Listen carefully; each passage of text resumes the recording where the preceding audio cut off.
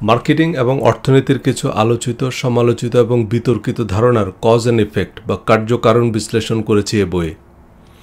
এ বইয়ে ব্যাংকিং, অবৈধ ব্যাংকিং এবং গণমাধ্যম বিষয়ক কিছু আলোচনা সমসাময়িক ব্যাংকিং সংকটে বেশ প্রাসঙ্গিক। ব্যবসা ও অর্থনীতি বিষয়ে আমরা গণমাধ্যম থেকে যেসব চাঞ্চল্যকর খবর পাই তার বেশিরভাগের সাথেই ব্যবসা এবং অর্থনীতির বিষয়ের সম্পর্ক নাই। অর্থনৈতিক বিষয়গুলোকে রাজনৈতিক এবং মতাদর্শগত সুবিধা অনুযায়ী বুঝতে বা বোঝাতে গিয়ে আমরা একটি অর্থনৈতিক সমস্যাকে আরও জটিল করে তুলি। গণমাধ্যমের উড়ো খবর শুনে দিনভর চিলের পিছনে দৌড়ানোর চেয়ে কানে হাত দিয়ে দেখলে আমরা বুঝতে পারব যাদের আমরা মিত্র ভাবছি তারা আসলে আমাদের শত্রু, যাদের বিশেষজ্ঞ মনে করি তারা আসলে সংশ্লিষ্ট বিষয়ে ক অক্ষর গোমাংস। আবার সংশ্লিষ্ট তদন্ত কর্মকর্তা বা অর্থনীতিবিদ যারা প্রকৃত সত্য জানেন বা বুঝেন তারা আইন ও নানামুখী স্বার্থের জালে আটকা। 1922 সালে প্রকাশিত পাবলিক ওপিনিয়ন বইয়ে আমেরিকান সাংবাদিক ও গণমাধ্যম বিশেষজ্ঞ ওয়াল্টার লিপম্যান বলেছেন যে বাস্তবতা এত বিশাল, জটিল এবং দ্রুত পরিবর্তনশীল যে একজন মানুষের পক্ষে তা সম্পূর্ণরূপে অনুধাবন করা অসম্ভব। মানুষ তাই প্রকৃত সত্য সম্পর্কে অত্যন্ত সংক্ষিপ্ত, পক্ষপাতমূলক এবং একান্ত ব্যক্তিগত একটা কাল্পনিক চিত্র তৈরি করে। লিপম্যানের মতে মানুষ সত্য সম্পর্কে খুব সামান্যই জানে, তাই অনেক সময় সে যাদেরকে বন্ধু মনে করে তারা আসলে তার শত্রু, যাকে জালিম মনে করে সে আসলে মজলুম। পাবলিক ওপিনিয়ন বা জনমত আক্ষরিক অর্থে মিডিয়ার সৃষ্টি। একটু তলিয়ে ভাবলেই আমরা দেখব যারা আমাদের ব্যাংক লুটের খবর দিচ্ছে তারাই আসলে ব্যাংক ডাকাত। মতামত দেওয়ার আগে সম্পূর্ণ ভিডিওটি দেখার অনুরোধ থাকলো। বাংলাদেশের মিডিয়া মালিক কারা, কি তাদের স্বার্থ, চলুন কেঁচো খোঁড়ার ছলে সাপ বের করি। সম্প্রতি দৈনিক প্রথম আলোর এক খবরে বলা হয়, নভেম্বর 2022-এ ইসলামী ব্যাংক থেকে 2460 কোটি টাকা তুলে নিয়েছে একটি অখ্যাত প্রতিষ্ঠান। মূলত খাদ্যদ্রব্য আমদানি ব্যবসার সাথে জড়িত ঋণ নেয় এসব কোম্পানি। দ্য বিজনেস স্ট্যান্ডার্ডের এক খবরে বলা হয়, 1 মাস বয়সী একটি কোম্পানি ইসলামী ব্যাংক থেকে 900 কোটি টাকা হাতিয়ে নিয়েছে।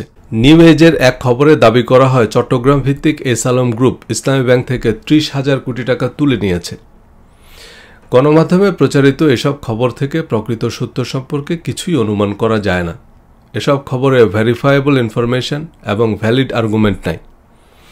অর্থাৎ পত্রিকায় ঋণ জালিয়াতির পক্ষে যেসব তথ্য দেওয়া হয়েছে তার সত্যতা পাঠকের পক্ষে যাচাই করা সম্ভব নয়, এবং ব্যাংক কোম্পানি আইন ও অর্থনীতির কোন ধারা এবং ধারণা অনুযায়ী এই ঋণ দেয়া অবৈধ বা অযৌক্তিক তা পত্রিকার খবর থেকে পরিষ্কার হওয়া যায় না। ব্যাংকিং খাতের অনিয়ম এবং বড় বড় ঋণ জালিয়াতির উদ্দেশ্যমূলক এবং চাঞ্চল্যকর খবর প্রচারের প্রধান কারণ মালিকপক্ষের ব্যবসায়িক শত্রুতা। বাংলাদেশের বেশিরভাগ মিডিয়া মালিকরা একই সাথে বিভিন্ন ব্যাংক ও আর্থিক প্রতিষ্ঠানের মালিক।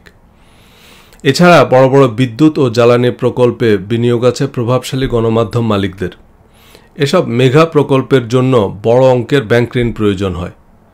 বড় প্রকল্প এবং তার জন্য প্রযোজ্য ব্যাংক ঋণের যোগান নিয়ে বড় বড় ব্যবসায়িক গ্রুপের মধ্যে দা কুমড়া সম্পর্ক। বাংলাদেশের মিডিয়া মালিক কারা শিরোনামে যুক্তরাষ্ট্রের ইলিনয় স্টেট ইউনিভার্সিটির অধ্যাপক আলী রিয়াজ এবং ক্লার্ক ইউনিভার্সিটির গবেষক মোহাম্মদ সাজ্জাদুর রহমানের নেতৃত্বে সেন্টার ফর গভর্নেন্স স্টাডিজের এক গবেষণায় বাংলাদেশের মিডিয়া মালিক এবং তাদের ব্যবসায়িক স্বার্থের তুলনামূলক চিত্র তুলে ধরা হয়েছে। নভেম্বর 30, 2022-এ ইসলামী ব্যাংক থেকে এস আলম গ্রুপের 30,000 কোটি টাকা ঋণ নেয়ার যে চাঞ্চল্যকর খবর তা প্রথম প্রকাশিত হয় নিউ এজ পত্রিকায়। এইচআরসি গ্রুপের মালিকানাধীন নিউ এজ মিডিয়ার ব্যবস্থাপনা পরিচালক এএসএম শহীদুল্লাহ খান গ্রুপের মালিকানাধীন ওয়ান ব্যাংকের চেয়ারম্যান। 2020 সালের 6 জুলাই এইচআরসি গ্রুপের চেয়ারম্যান সাইদ হোসেন চৌধুরীকে ঋণ খেলাপি অভিযোগে ওয়ান ব্যাংকের তৎকালীন চেয়ারম্যানের পদ থেকে প্রত্যাহার করে বাংলাদেশ ব্যাংক। 21 টেলিভিশনের মালিক এস আলম গ্রুপের আব্দুস সামাদ গ্রুপের মালিকানাধীন আল আরাফা ইসলামী ব্যাংকের chairman, Mostafa Saiful Alam first security ইসলামী ব্যাংকের চেয়ারম্যান, মোহাম্মদ আরশেদ বাংলাদেশ কমার্স ব্যাংকের পরিচালক। এস আলম গ্রুপ ইসলামী ব্যাংক সহ আরও কয়েকটি ব্যাংক ও আর্থিক প্রতিষ্ঠানের মালিক।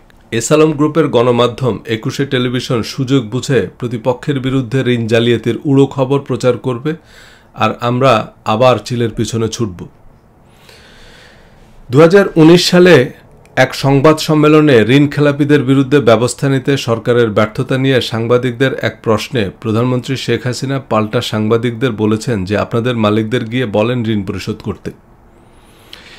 কেন্দ্রীয় ব্যাংকের হিসাবে সবচেয়ে বেশি খেলাপি ঋণ আইসিবি ইসলামী ব্যাংকের, তাদের ৭৮% খেলাপি ঋণ। ব্যাংকটির সাবেক মালিকপক্ষ ওরিয়ন গ্রুপ প্রায় ১,০০০ কোটি টাকা আত্মসাৎ করার পর এটির অবস্থা অত্যন্ত দুর্বল হয়ে পড়ে। এই ওরিয়ন গ্রুপের মালিকানাধীন দ্য বিজনেস স্ট্যান্ডার্ড পত্রিকা ২৮ আগস্ট ২০২২ খবর দেয় যে এক্সিম ব্যাংক থেকে ট্রাস্ট ফান্ডের বিপরীতে ৫০০ কোটি টাকা ঋণ নেয় নগদ। সামাজিক যোগাযোগ মাধ্যমে আলোচিত হলেও তথ্যের সত্যতা পাওয়া যায়নি। একই পত্রিকা ২৭ নভেম্বরকে মেডিগ্রিন নামক একটি নতুন কোম্পানির ইসলামী ব্যাংক থেকে ৯০০ কোটি টাকা ঋণ পাওয়ার খবর প্রকাশ করে। খবরে ঋণ জালিয়াতির পক্ষে গুরুতর প্রমাণ, মেডিগ্রিনের একজন পরিচালকের বয়স ২৪ বছর, তিনি ইন্টারমিডিয়েট পাস।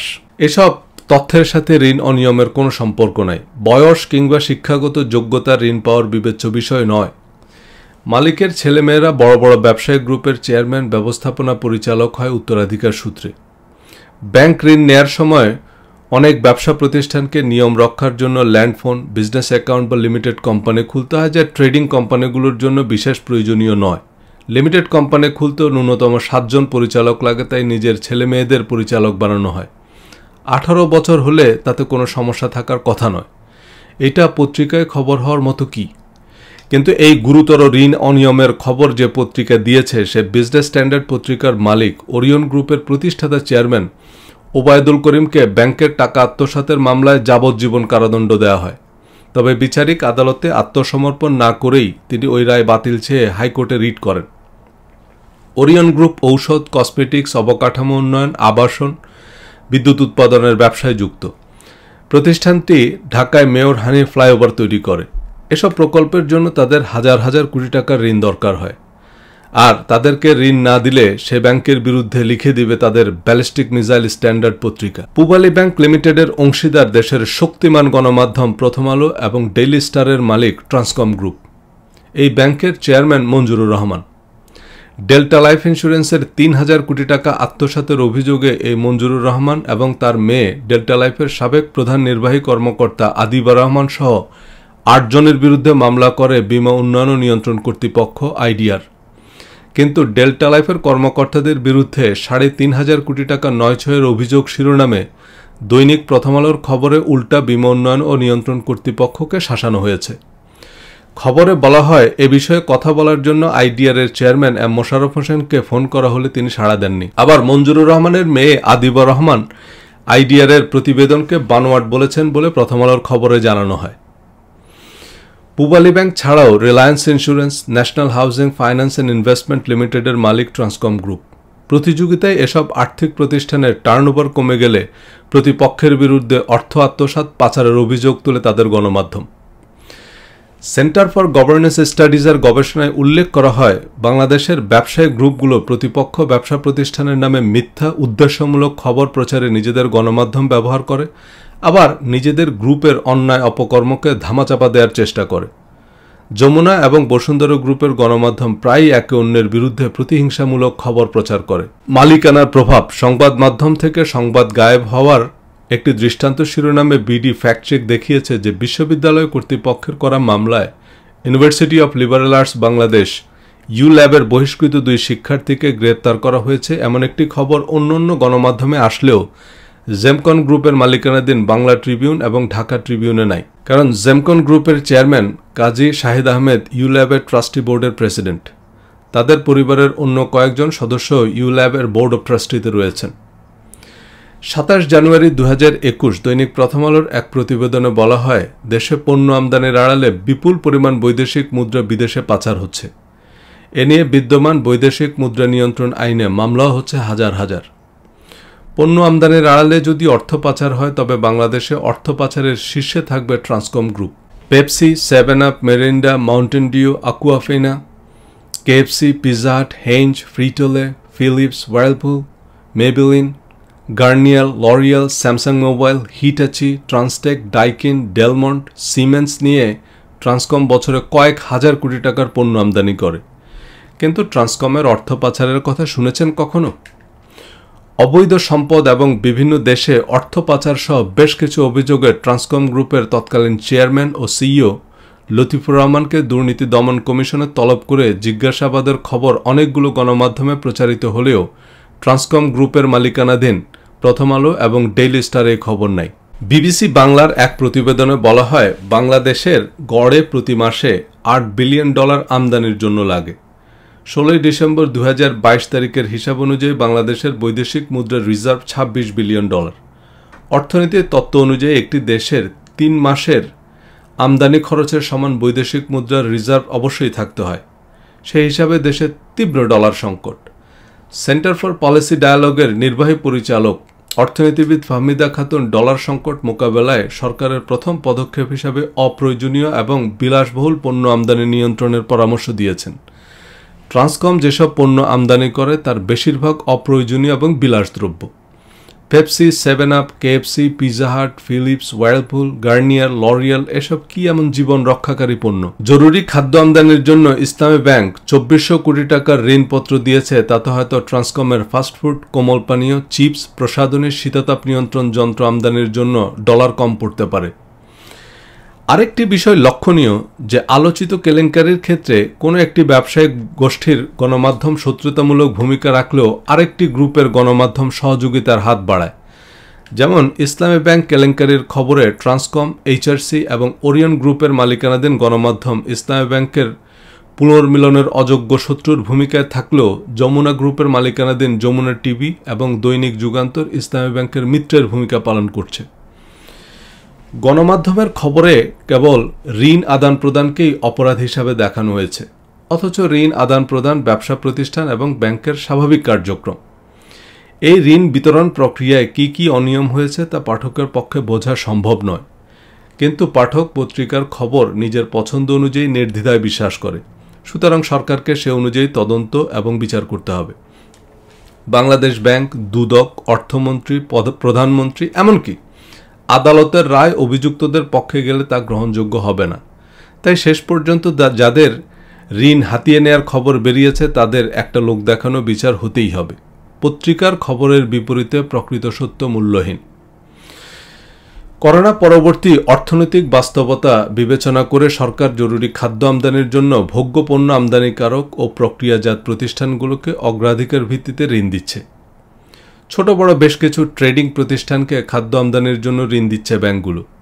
নাবিল গ্রুপের মতো অখ্যাত কোম্পানিকে 2400 কোটি টাকা এবং মেডিক্রিন নামক আরেকটি ছোট কোম্পানিকে 900 কোটি টাকা ঋণ দেয়া নিয়ে যারা কোম্পানির সাইনবোর্ড নাই, আবাসিক ভবনের ঠিকানা, 24 বছর বয়স্ক ইন্টারমিডিয়েট পাস মালিক ইত্যাদি আপত্তি তুলছেন, তারা একই সাথে এসালম গ্রুপকে দেয়া ঋণ নিয়েও আপত্তি করছেন।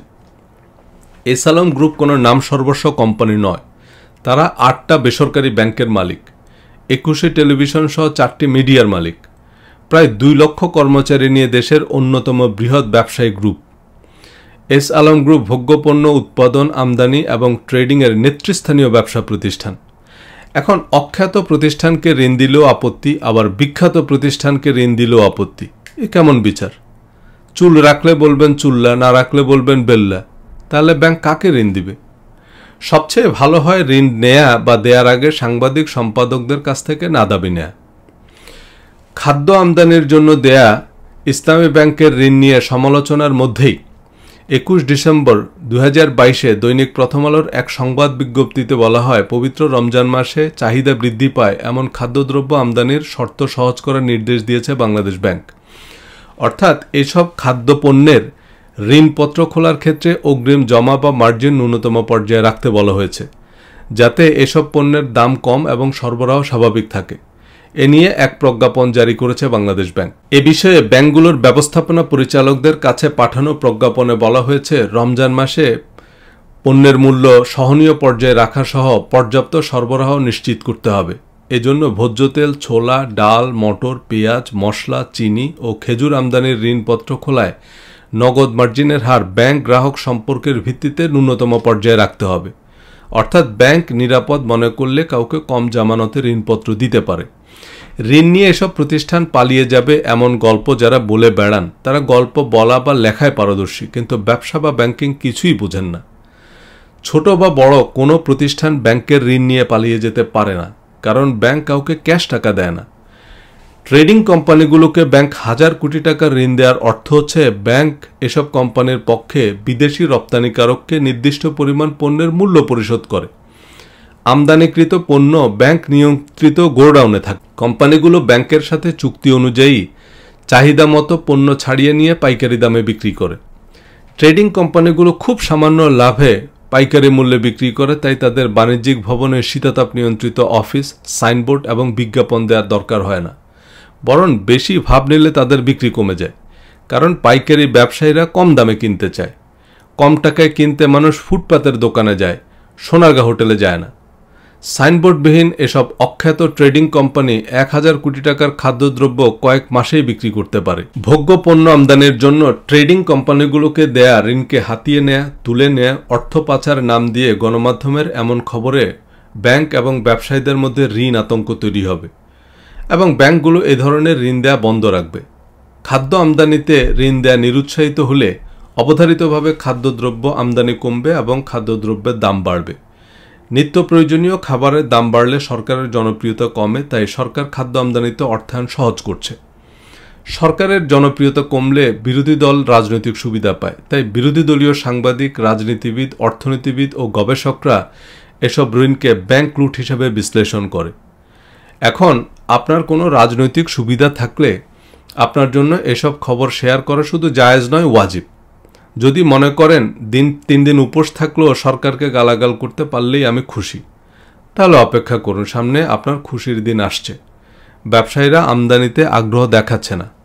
গত 7 বছরের মধ্যে সবচেয়ে কম আমদানি হয়েছে এবছর। ব্যাংক ঋণের যে জটিল প্রক্রিয়া, তা সাধারণ পাঠকের পক্ষে বোঝা সম্ভব নয়। প্রতিটা ব্যবসার সম্ভাবনা এবং ঝুঁকি বিশ্লেষণ করে ব্যাংক ঋণের প্রক্রিয়া, পদ্ধতি, শর্তাবলী ও সুদের হার নির্ধারণ করে। ব্যাংকিংয়ের একজন অধ্যাপকের পক্ষেও পত্রিকার খবর থেকে ঋণ জালিয়াতির বিষয়ে নিশ্চিত হওয়া সম্ভব নয়, কারণ শুধু কাগজের নিয়ম মেনে ঋণ দেওয়া হয় না। রাজনৈতিক, অর্থনৈতিক বাস্তবতার ভিত্তিতে ব্যাংক কর্মকর্তা বা কর্তৃপক্ষ এমন কিছু সিদ্ধান্ত নেয় যা নিয়ে প্রশ্ন তোলা যায়। এগুলো কতটা গুরুতর অপরাধ বা তার উপযুক্ত প্রতিকার কি, তা ব্যাংকিং বিশেষজ্ঞরা বলতে পারবেন। কিন্তু গণমাধ্যম এবং গণমাধ্যম ব্যক্তিত্বরা কোনো নিশ্চিত তথ্য প্রমাণ ছাড়াই যে ভাষায় সমালোচনা করছেন তাতে সাধারণ মানুষ বিভ্রান্ত হবে এবং অর্থনীতিতে অনাস্থা ও নৈরাজ্য সৃষ্টি হবে। সাধারণ পাঠকরা ফাইন্যান্স এবং ব্যাংকিংয়ের উল্লেখযোগ্য কিছুই বোঝে না। তারা পত্রিকার খবরকে তাদের রাজনৈতিক মতাদর্শ অনুযায়ী বুঝে। কোনো রাজনৈতিক খবরের নিচের মন্তব্যগুলো পড়ে যেমন খুব সহজেই বলে দেয়া যায় কে কোন দলের সমর্থক, ব্যাংকের ঋণ জালিয়াতির খবরের নিচের মন্তব্যগুলো পড়েও বোঝা যায় কে সরকারি দল আর কে বিরোধী দলের সমর্থক। বিরোধী দলের সমর্থকরা মনে করে দেশের অর্থনৈতিক অবস্থা অত্যন্ত শোচনীয়। সরকারি দলের প্রভাবশালী ব্যবসায়ীরা সরকারের সহায়তায় ব্যাংক থেকে বিরাট অঙ্কের ঋণ নিয়ে বিদেশে পাচার করছে। সরকারি দলের সমর্থকরা বিশ্বাস করে দেশের অর্থনীতি বেশ ভালো। একটি মহল সরকারের বিরুদ্ধে ষড়যন্ত্রের অংশ হিসেবে এসব অপপ্রচার চালাচ্ছে। এ মুহূর্তে বিএনপি ক্ষমতায় থাকলে আওয়ামী লীগের লোকরা হুবহু এ কথাগুলোই বলতো যেগুলো এখন বিএনপি বা বিরোধী দলের লোকরা বলছে। একথা সত্য যে কাগজে কোম্পানির নামে বড় অঙ্কের ঋণ নিয়ে বিদেশে বিনিয়োগ বা পাচার করা সরকারি দলের প্রভাবশালী ব্যবসায়ীদের পক্ষেই সম্ভব। তাই এ ধরনের খবর মানুষ খুব সহজেই বিশ্বাস করে। কিন্তু এটাও সত্য, যারা প্রভাব খাটিয়ে 1000 কোটি টাকা ঋণ নিতে পারে তারাই মগের মূল্যকে ব্যবসা করতে পারে। শুধু ব্যাংক ঋণ নয়, বিভিন্ন মার্কেট কমিটিতেও সরকারি দলের লোকদের আধিপত্য। বিরোধী দলের পরিচয়ে কোনো মার্কেটে একটা দোকান চালানোও কঠিন। এ কারণেই ক্ষমতায় থাকা বা ক্ষমতায় আসার জন্য এত প্রাণপণ প্রচেষ্টা। সরকার, প্রশাসন এবং গণমাধ্যম অনুকূলে না থাকলে মগের মুল্লুকের অর্থনীতিতে ব্যবসা করা প্রায় অসম্ভব। আর যে ঋণ নিয়ে ব্যবসা করতে পারবে না তাকে ব্যাংক ঋণ দেয় না। ব্যাংকের ঋণ সেই পাবে যার ঋণ পরিশোধের সামর্থ্য আছে। কাগজে কলমে সামর্থ্য থাকলেও সরকার বিরোধী কোনো ব্যবসায়ীকে ব্যাংক ঋণ দেয় না, কৌশলগত কারণে দেওয়া উচিতও নয়। বিরোধী দলীয় ব্যবসায়ীরা দিনে কয়টা নিঃশ্বাস নিবে আর কয়টা ফেলবে এটাও দুদক এনবিআর ঠিক করে দেয়। সুতরাং তাদেরকে ব্যবসা করার জন্য ঋণ দেওয়ার চেয়ে সে টাকা ইতিমখানায় দান করা উত্তম। ফাইন্যান্স এবং ব্যাংকিং অত্যন্ত জটিল বিষয়। শুধু বইয়ের জ্ঞান দিয়ে ব্যাংক পরিচালনা করা বা 1000 কোটি টাকা বিনিয়োগের সিদ্ধান্ত নেওয়া হয় না। পেশাদার ব্যাংকার বা ব্যাংকিংয়ের একজন অধ্যাপকের পক্ষেও বিনিয়োগ বা অর্থায়ন বিষয়ে নির্ভুল সিদ্ধান্ত দেওয়া সম্ভব নয়। বিনিয়োগ কোথায় নিরাপদ এ বিষয়ে দুনিয়ার কোনো অর্থনীতিবিদ নিশ্চিত করে কিছু বলতে পারবে না। করোনা মহামারী বা রাশিয়া ইউক্রেন যুদ্ধ হবে এটা কি কোনো অর্থনীতিবিদ 5 বছর আগে ধারণা করতে পেরেছিলেন? বড় বড় অর্থনীতিবিদরা শেয়ার বাজারে ধরা খেয়ে বসে আছে। সাধারণ মানুষ ঋণ কেলেঙ্কারির চাঞ্চল্যকর খবরকে তাদের রাজনৈতিক অবস্থান অনুযায়ী বিশ্বাস করে। বেশিরভাগ ক্ষেত্রে এ ধরনের চাঞ্চল্যকর ঋণ কেলেঙ্কারির খবর জাতীয় নির্বাচনের কাছাকাছি সময় বা রাজনৈতিক স্পর্শকাতর সময়ে সামনে আনে গণমাধ্যম। এ বিশেষ সময়ে গণমাধ্যমের আনুকূল্য প্রয়োজন হয় সরকারি দলের, তাই সাংবাদিক, সম্পাদক এবং গণমাধ্যম মালিকদের দর কষাকষিতে বিশেষ সুবিধা হয়। পত্রিকার খবর সত্য মিথ্যা যাই হোক, জনমত অনুকূলে রাখতে সরকারকে তৎপরতা দেখাতে হয়। 2013 সালের 29 জুলাই দৈনিক প্রথম আলোর এক খবরে বলা হয়, হঠাৎ করে ডেস্টিনি ও হলমার্ক কেলেঙ্কারির মামলা নিয়ে তোড়জোড় শুরু করেছে দুদক। 5টি সিটি কর্পোরেশনের নির্বাচনে পরাজয়ের পর এই নির্দেশনা এসেছে। যেসব কারণে সিটি নির্বাচনে সরকারি দল সমর্থিত প্রার্থীর পরাজয় হয়েছে তার মধ্যে হলমার্ক কেলেঙ্কারি অন্যতম। আর তাই শেষ সময় এসে হলমার্ক ঘটনার বিচার করতে চায় সরকার, দেখাতে চায় যে সরকার বিচার করছে। হ্যাঁ, সরকারকে এই লোক দেখানো বিচার করতে বাধ্য করেছে গণমাধ্যম। অর্থনীতিবিদ আকবর আলী খান সরকারের এই লোক দেখানো তৎপরতার নাম দিয়েছেন অর্থনৈতিক সমস্যার রাজনৈতিক সমাধান, এবং অর্থনৈতিক সমস্যার রাজনৈতিক সমাধানকে তিনি আধুনিক রাষ্ট্রের সবচেয়ে বড় সমস্যা হিসেবে চিহ্নিত করেছেন। অনেকে ইসলামী ব্যাংক সংকটের কারণ হিসেবে মালিকানার পরিবর্তনকে দায়ী করেছেন, যে আগের মালিকানায় ইসলামী ব্যাংক দেশের সবচেয়ে শক্তিশালী ব্যাংক ছিল, নতুন মালিকরা এসে ব্যাংক লুট করেছে। নতুন মালিকানায় ইসলামী ব্যাংক দেশের সবচেয়ে শক্তিশালী ব্যাংকই ছিল। জামায়াতে ইসলাম সরকারে থাকাকালেও এস আলম গ্রুপ ইসলামী ব্যাংক থেকে ঋণ নিয়েছে। ইসলামী ব্যাংক সংকট তৈরি হয়েছে গণমাধ্যমের উদ্দেশ্যমূলক মিসাইল হামলায়। গণমাধ্যম ইসলামী ব্যাংকের ঋণকে ত্রাণ হিসাবে দেখিয়ে যে আতঙ্ক তৈরি করেছে, এমন খবরে পৃথিবীর যে কোনো ব্যাংক সংকটে পড়তে বাধ্য। এখন আবার ইসলামী ব্যাংকের তারল্য সংকট নিয়ে প্রথম আলো খবর প্রচার করছে, যাতে আরও তারল্য সংকট তৈরি হয়। একটা বাড়িতে আগুন লাগিয়ে দিলে লোকজন তো দৌড়ে বের হবেই, কিন্তু যারা আগুন দিয়েছে তারা পানির পরিবর্তে পেট্রোল ঢালছে। তাতে একসময় খোদ ইসলামী ব্যাংকের এমডিও তার টাকা অন্য ব্যাংকে সরিয়ে রাখবে। ঋণ ব্যাংকের একটা পণ্য, ঋণ বিক্রি বা বিতরণ করাই ব্যাংকের ব্যবসা। ব্যাংকের সেলস অ্যান্ড মার্কেটিং টিমের কাজ শুধু আমানত সংগ্রহ নয়, ব্যাংকের বিজ্ঞাপন এবং বিপণন কার্যক্রমের অন্যতম প্রধান উদ্দেশ্য ঋণের ক্রেতা বা গ্রাহক সংগ্রহ করা। ঋণ বিতরণ বা বিক্রি করতে না পারলে ব্যাংক আমানতকারীদের সুদ দিতে পারবে না, শেয়ার হোল্ডারদের লভ্যাংশ দিতে পারবে না, কর্মচারীদের বেতন দিতে পারবে না। একটা পণ্যের দাম এবং গুণগত মান যেমন বাজারের চাহিদার ভিত্তিতে নির্ধারিত হয়, ঋণের ক্ষেত্রেও অর্থনৈতিক বাস্তবতা ও বাজারের চাহিদা অনুযায়ী ঋণের শর্ত, সুদের হার ও বিনিয়োগের খাত নির্ধারিত হয়। একটা অনিশ্চিত এবং অস্থিতিশীল অর্থনীতিতে ব্যাংক ঋণের চাহিদা কম থাকে। করোনা মহামারীর সময়ে আমেরিকার স্বাধীন উদ্যোক্তা যেমন উবার, ট্যাক্সি চালক, এমএলএম ডিস্ট্রিবিউটর, অ্যাফিলিয়েট মার্কেটারদেরকে মৌকুবযোগ্য ঋণ বা কর্জে হাসানা দেওয়া হয়। আগের বছরগুলোতে আয়ের প্রমাণপত্র যেমন ট্যাক্স রিটার্নের ভিত্তিতে প্রায় সকল স্বাধীন উদ্যোক্তা বা সেলফ এমপ্লয়েডদের চাহিদা মাত্র $15,000 থেকে $20,000 ফরগিভেবল লোন বা মৌকুবযোগ্য ঋণ দেওয়া হয়েছে। করোনাকালে বাড়ি কেনার জন্য উল্লেখযোগ্য যাচাই বাছাই ছাড়াই মধ্যবিত্ত পরিবারকেও 2.5% সুদে ঋণ দেওয়া হয়। স্বাভাবিক সময়ে এই সুদের হার দ্বিগুণেরও বেশি। ঋণ বিক্রি বা বিতরণ প্রক্রিয়া সহজ নয়। লাখ লাখ ছেলে মেয়ে আছে, কিন্তু পাত্রপাত্রী খুঁজে বের করা কঠিন। যারা ঋণ নেয়ার জন্য কাঙ্গালের মতো বসে থাকে তাদের ঋণ পাওয়ার যোগ্যতাই নেই। তারা নিজেদেরকে স্টিভ জবস মনে করলেও তারা আসলে স্টিভ বেকার। যারা ঋণ পাওয়ার যোগ্য তাদেরকে ব্যাংকের সেলস টিম ঘিরে রাখে। একটা ক্রেডিট কার্ড বিক্রির জন্য ব্যাংকের বিক্রয়কর্মীদের প্রাণপণ প্রচেষ্টা থেকে আন্দাজ করা যায় 1,000 কোটি টাকা ঋণ দেওয়ার জন্য একটা ব্যাংকের পরিচালক, ভাইস প্রেসিডেন্টরা উপযুক্ত উদ্যোক্তাদের কি পরিমাণ বিরক্ত করে। ছোট ছোট ঋণ দেওয়ার চেয়ে ক্ষেত্রবিশেষে বড় অঙ্কের ঋণ দেওয়া ব্যাংকের জন্য তুলনামূলক নিরাপদ এবং কস্ট ইফেক্টিভ। উত্তাল সমুদ্রে সপ্তম নৌবহরের মতো মগের মুল্লুকের অর্থনীতিতে এস আলম গ্রুপ, বেক্সেমকো গ্রুপ টিকে থাকতে পারবে।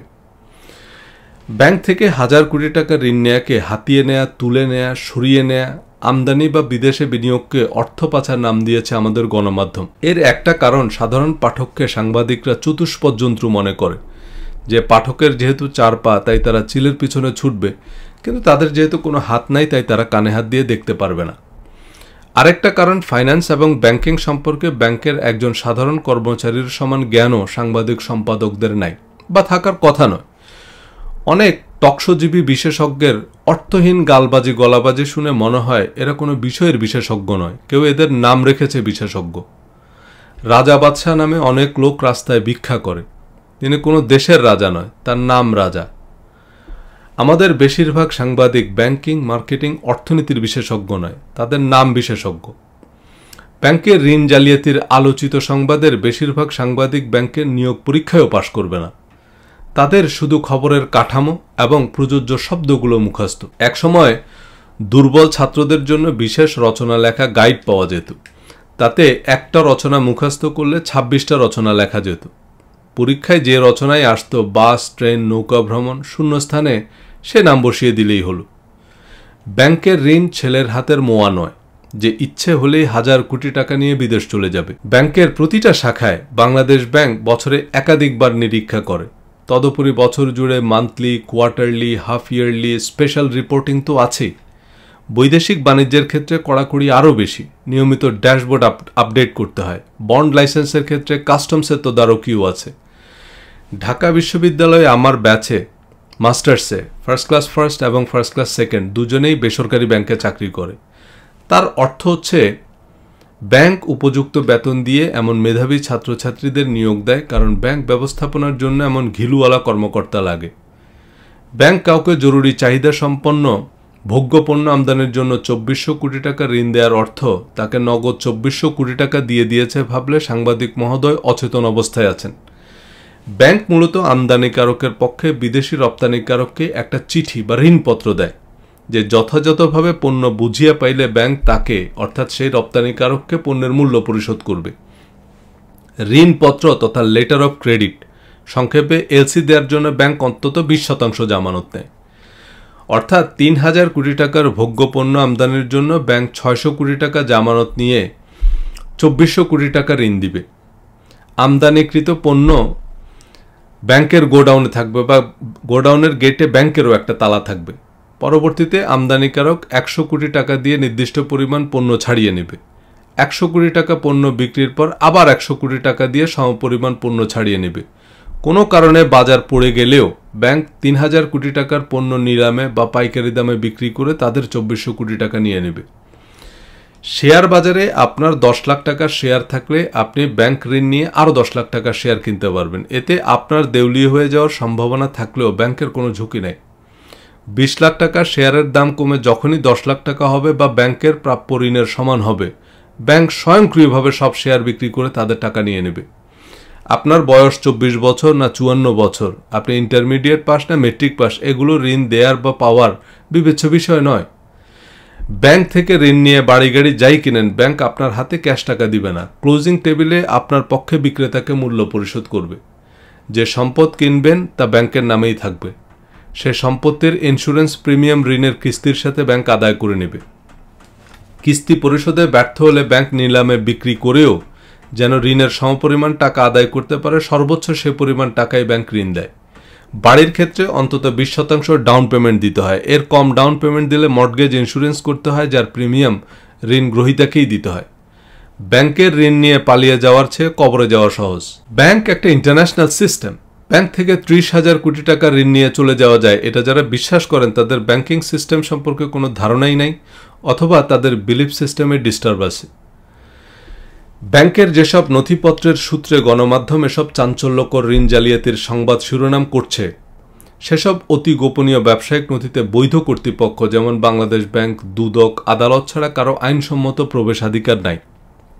গণমাধ্যমের উত্থাপিত অভিযোগের সত্যতা নিশ্চিত হতে হলে একজন পাঠকের এসব গোপনীয় নথিতে প্রবেশাধিকার থাকতে হবে, অথবা সাংবাদিক সম্পাদকদেরকে নবী রাসূলদের মতো নিঃস্বার্থ বিশ্বাস করতে হবে। ব্যাংকের পরিদর্শন কার্যক্রমে যুক্ত কোনো কেন্দ্রীয় ব্যাংক কর্মকর্তা ব্যাংকের কোনো তথ্য ফাঁস করলে 7 বছরের জেল হবে। গুরুত্বপূর্ণ তথ্য পরিকাঠামোতে বেআইনিভাবে প্রবেশ করে ক্ষতি সাধন বা ক্ষতি সাধনের চেষ্টা করলে 14 বছর কারাদণ্ড, সর্বোচ্চ 1 কোটি টাকা অর্থদণ্ড বা উভয় দণ্ডই দেয়া যাবে। বাংলাদেশের সংবিধানের 43 নম্বর ধারা অনুযায়ী ব্যক্তির গোপনীয়তার অধিকার মৌলিক মানবাধিকার হিসেবে বিবেচিত, কিন্তু বাংলাদেশের শীর্ষস্থানীয় গণমাধ্যম গুরুত্বপূর্ণ ব্যক্তিদের গোপনীয় ফোন আলাপ অবলীলায় সম্প্রচার করে। সভ্য দেশে গোপনীয় ব্যবসায়িক তথ্য বেআইনিভাবে ফাঁস করলে রাষ্ট্রীয় কর্তৃপক্ষের বিরুদ্ধেও ক্ষতিপূরণ মামলা করতে পারে সে ব্যবসা প্রতিষ্ঠান। ঋণ জালিয়াতির কোনো তথ্য সংশ্লিষ্ট ব্যাংক বা কেন্দ্রীয় ব্যাংক সংবাদ সম্মেলন করে যেটুকু জানাবে তার বাইরে নাম প্রকাশে অনিচ্ছুক কর্মকর্তার বরাতে জিন চালান দিয়ে বা গোপন সূত্রে পাওয়া তথ্যের ভিত্তিতে গণমাধ্যমের উড়ো খবর প্রচার বন্ধ করতে না পারলে ব্যাংকিং খাতের অবস্থাও MLM ই-কমার্সের মতো হবে। ব্যাংক বা ব্যবসা প্রতিষ্ঠান তাদের গোপনীয় এবং গুরুত্বপূর্ণ নথি বিশেষভাবে সংরক্ষণ করে। বিশেষ করে হলমার্ক ঘটনার পর ব্যাংকগুলো তথ্য সংরক্ষণে বেশ গুরুত্ব দিচ্ছে। দুদক বা বাংলাদেশ ব্যাংকের তদন্ত কর্মকর্তারা আইনত এসব তথ্যের গোপনীয়তা রক্ষা করতে বাধ্য। সাংবাদিকরা ব্যাংকের বা সংশ্লিষ্ট ব্যবসা প্রতিষ্ঠানের কোনো কর্মকর্তা বা কর্মচারীর মাধ্যমে এমন গোপনীয় নথি থেকে খুব সামান্য কিছু তথ্য সংগ্রহ করতে পারে। এমন অসম্পূর্ণ বা অসমর্থিত তথ্যের ভিত্তিতে খোদ সাংবাদিক সম্পাদকদের পক্ষেও প্রকৃত সত্য সম্পর্কে কোনো কিছু ধারণা করা সম্ভব নয়। কিন্তু সাংবাদিক সম্পাদক বা বিশ্লেষকরা তাদের ব্যক্তিগত ব্যবসায়িক বা রাজনৈতিক লাভ অনুযায়ী বা বাজারের চাহিদা অনুযায়ী সংবাদ পরিবেশন বা বিশ্লেষণ করে। অতঃপর আলোচিত ঘটনা বা ট্রেন্ডি টপিকে ভিডিও বানাতে বসে পড়েন ইউটিউবাররা। রাজনৈতিক দিক থেকে এসব গুজব মিথ্যাচারের যৌক্তিকতা থাকলেও অর্থনৈতিক স্পর্শকাতর বিষয়াবলীকে রাজনীতি থেকে আলাদা রাখা উচিত। বাংলাদেশ ব্যাংকের সাবেক গভর্নর অর্থনীতিবিদ ডক্টর সালেউদ্দিন আহমেদ বলেছেন, সংকটের সময় একটি মহল সুযোগ বুঝে নানা গুজব ছড়ায়। বাংলাদেশ ব্যাংক একটি ভুল করেছে। 10টি ব্যাংকের অবস্থা খারাপ এটা জনসম্মুখে বলা হবে কেন? কিছু ব্যাংক দুর্বল থাকতেই পারে। তাদের হাতে কি পরিমাণ অর্থ আছে, ক্রেডিট রেটিং কি, সেগুলো ব্যাংক জানবে, বাংলাদেশ ব্যাংক জানবে।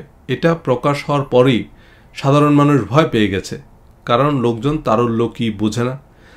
কিন্তু তারা মনে করছে কি না কি জানি হয়ে গেছে। এই কি না কি জানি হয়ে গেছে মনে করা জনতা হচ্ছে এসব উড়ো খবরের খদ্দের। ইসলামী ব্যাংক ঋণ অনিয়মের খবর প্রকাশের পর আমানতকারীরা প্রায় 50,000 কোটি টাকা ব্যাংক থেকে তুলে নিয়েছে বলে জানিয়েছেন প্রধানমন্ত্রীর মুখ্য সচিব ডক্টর আহমেদ কায়কাউস।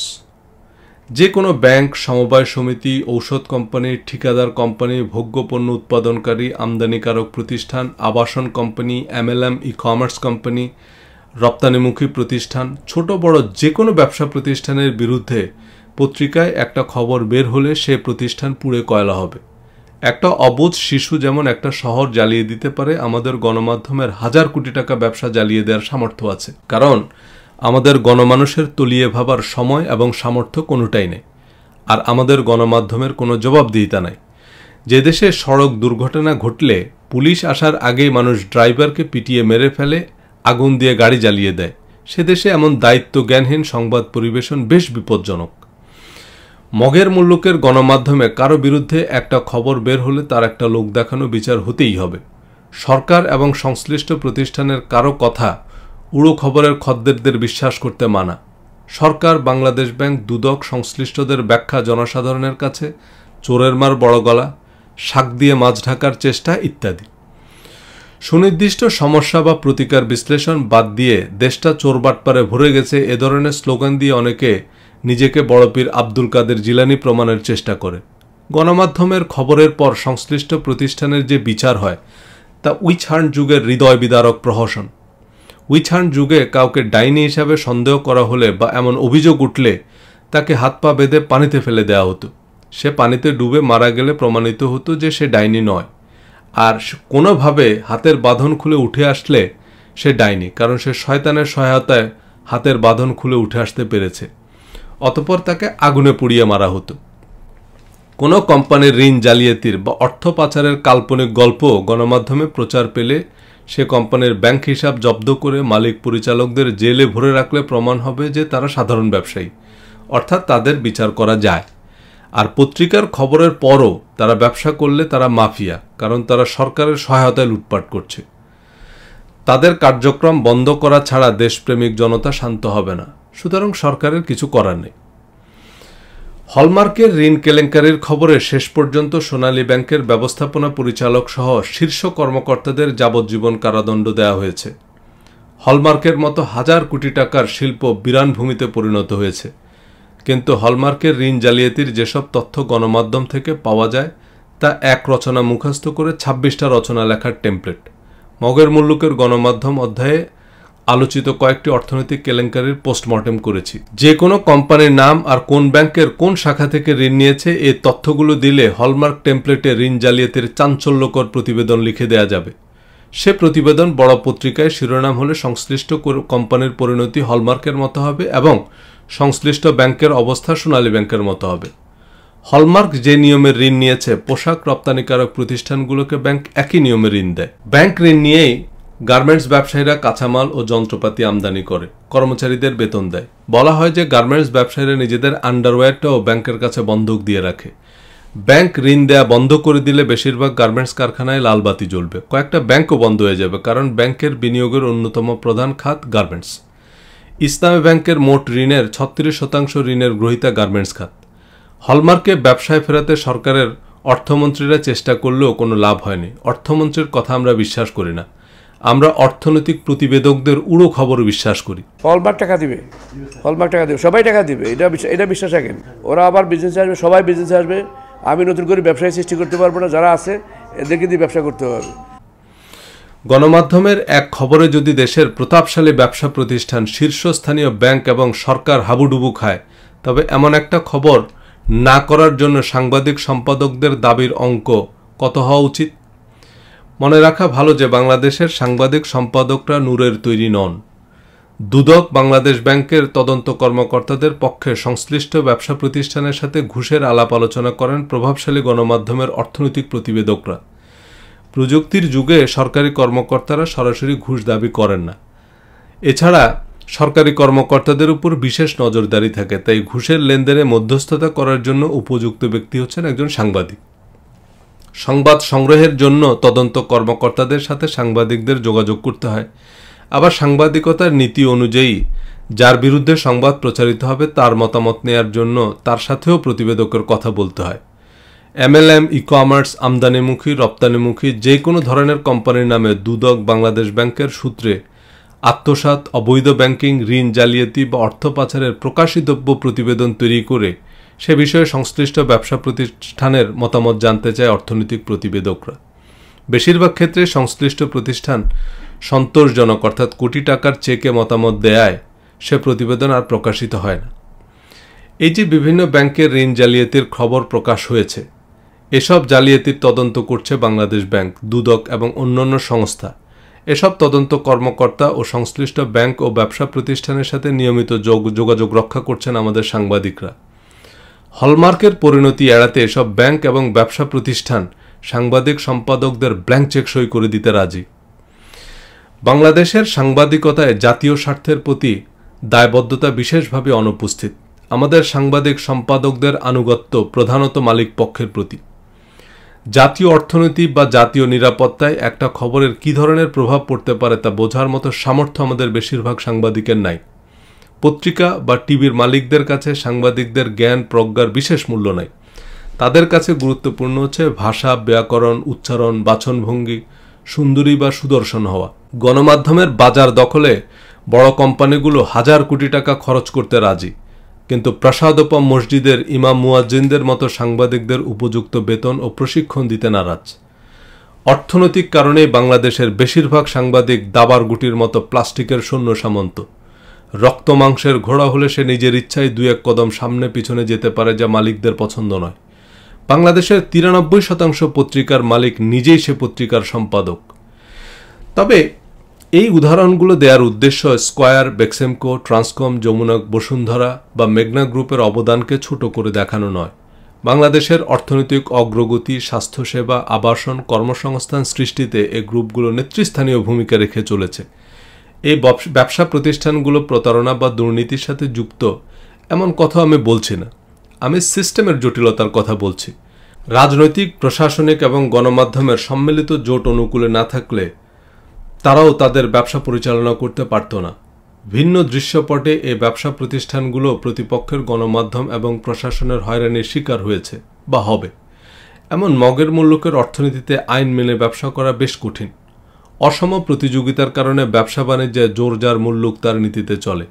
এমন অর্থনীতিতে শত্রু মিত্র চেনা কঠিন।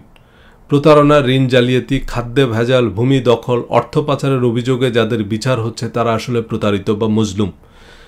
যারা বিচার করছে বা বিচারের পক্ষে জনমত তৈরি করছে তারা আসলে একটা সংঘবদ্ধ চক্র। রাজনৈতিক খবরের ক্ষেত্রে সাধারণ পাঠকরা সব গণমাধ্যমের খবর বিশ্বাস করে না। বাংলাদেশ টেলিভিশনের খবর সরকারি দলের লোকরাও বিশ্বাস করে না। আন্তর্জাতিক রাজনীতির ক্ষেত্রে বিবিসি, সিএনএনের সব খবর সাধারণ মানুষ বিশ্বাস করে না। ব্যবসা অর্থনীতি বিষয়ে কোনো পত্রিকার খবর শুনে চিলের পিছনে দৌড়ানোর আগে কানে হাত দিয়ে দেখার অভ্যাস করতে হবে। তথ্যের সুরক্ষা আইনের সমালোচনা করে তথ্য গোপনে রটে গুজব, ব্যাংক খাতে যে সংকট তৈরি হয় শিরোনামে এক মতামত কলামে ইসলামী ব্যাংকের ভয়ঙ্কর নভেম্বর প্রতিবেদনের প্রতিবেদক প্রথম আলোর সাংবাদিক সানাউল্লাহ সাকিব সাংবাদিকদের গোপনীয় তথ্যে প্রবেশাধিকারের পক্ষে অমর্ত্য সেনের একটি উদ্ধৃতি দিয়েছেন। যে দেশে গণমাধ্যম স্বাধীন সে দেশে দুর্ভিক্ষ হয় না। কিন্তু অমর্ত্য সেনের স্বাধীন গণমাধ্যম বলতে বাংলাদেশের গণমাধ্যম বোঝাননি। বাংলাদেশের গণমাধ্যম পরাক্রমশালী ব্যবসায়ীদের সোনার খাঁচায় বন্দী। দেশে দুর্ভিক্ষ মহামারী হলে ধনকুবেরদের লাভের উপর লাভ। যুদ্ধ মহামারী বা দুর্ভিক্ষ হলে সব দেশেই বড় ব্যবসায়ীরা লাভবান হয়। তাই শকুন বসে থাকে গরু মারার অপেক্ষায়। আর বাংলাদেশের শকুনদের প্রয়োজন মতো গরু মেরে নেয়ার ক্ষমতা আছে।